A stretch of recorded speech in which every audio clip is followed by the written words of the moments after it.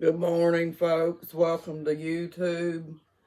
Um, on a comment that I had yesterday about me coming in here and telling my story about my son, uh, that's a messed up situation, folks, because, like I said, the narcissist kicked me out of my house, and he beat me up and took me out to my grandparents because I didn't have any place to stay.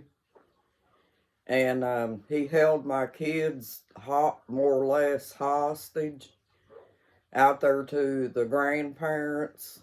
And it went that way all the way up till the children were grown because the narcissist was just planning on keeping the kids to himself. um, I went for years grieving, over my children, wondering how they were doing and stuff. But my ex-husband bought my son that's dead now. He bought him a skateboard when he was 14 years old. And he got out and he was riding that skateboard on the blacktop. And I guess he didn't know how to ride the skateboard real good yet.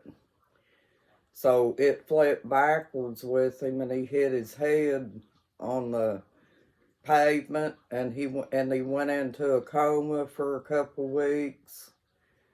And I was really upset over that, and didn't know what to do about it. But my ex-husband was doing one thing after another, with the children. And and I think the children was smart enough that they seen that situation.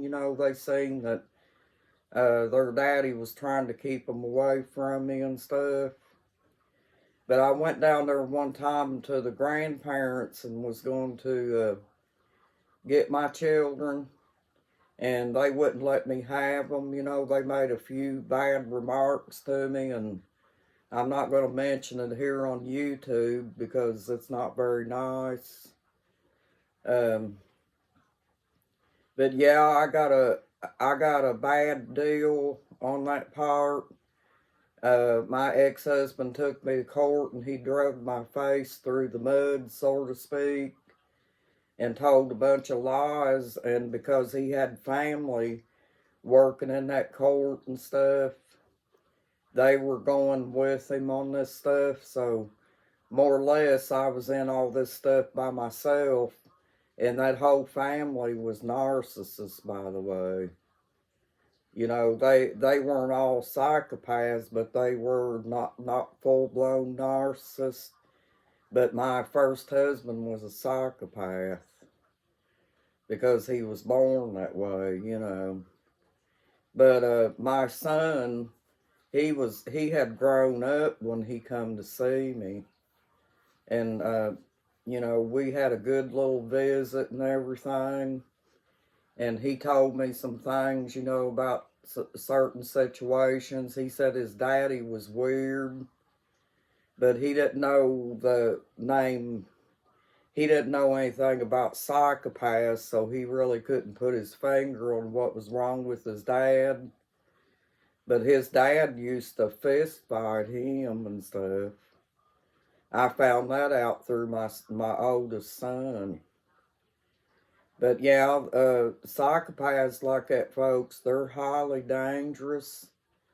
And you just got to be careful with them, And I'm sure all these other narcissists are dangerous too, as well.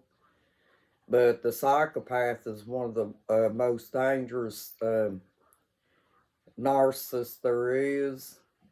And anybody that's with one better be very careful, because yes, they can be highly dangerous, because the kids' daddy used to beat on me quite a bit.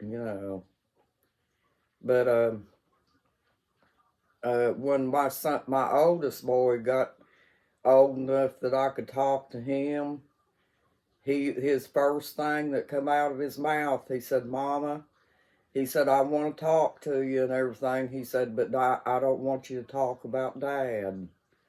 And I said, "Okay, that's fine, no problem."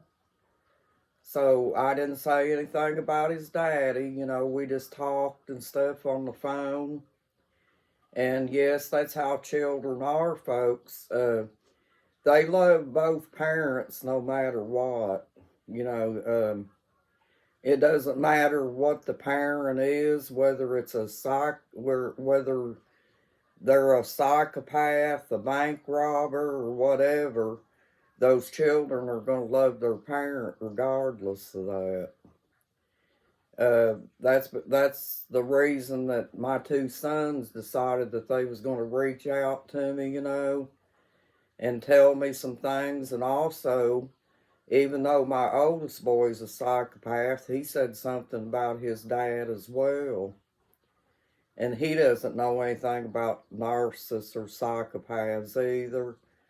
And I didn't go into it with him, you know, because it wasn't really necessary, you know, to tell him all that stuff. Because that would have been pointing back to his daddy. And I didn't want to say nothing about his daddy and ruin our relationship, me and my son, you know. But yeah, my two sons reach out to me, folks. But like I said, I only got to see my son that's dead now. I only got to see him one time before he got killed. And I'm not sure what all he was into or anything. I didn't try to pump him for all that information. I just let him do most of the talking because I missed my kids very much. The narcissist stood in between us and, you know, tried to pit us against each other and stuff all them years. And because he was doing that so much, I think the children seen what he was doing. And they knew that I wasn't the bad parent, okay? So they decided that they were going to reach out to me. Now, my oldest boy's a psychopath too, so no, he won't come around or anything. He said he was a few times, but he said that he didn't want to do it because he didn't know me. And I said to him, I said, well, how are you going to get to know somebody if you ain't going to come around them? But, yeah, that's the story of that, folks. And just like I told you on one of them videos, we were like the Hatfields and McCoys over the children. So, you know, I had about 6 people against me. You know, because like I said, that whole family was narcissists. One would tell a lie and they would all back it up, if you know what that means. But anyway, I just wanted to come in here and say hello to you all, and I hope you're having a nice morning this morning. And by the way, my son has been gone since 2001, just so you know. But everyone be careful out here about these narcissists, folks. They're highly dangerous. And yes, they will try to pit you and your children against each other. That's just how they are. And just be careful, okay? And you have a nice morning, all right? I'll talk to y'all later. Thank you for subscribing. Bye-bye.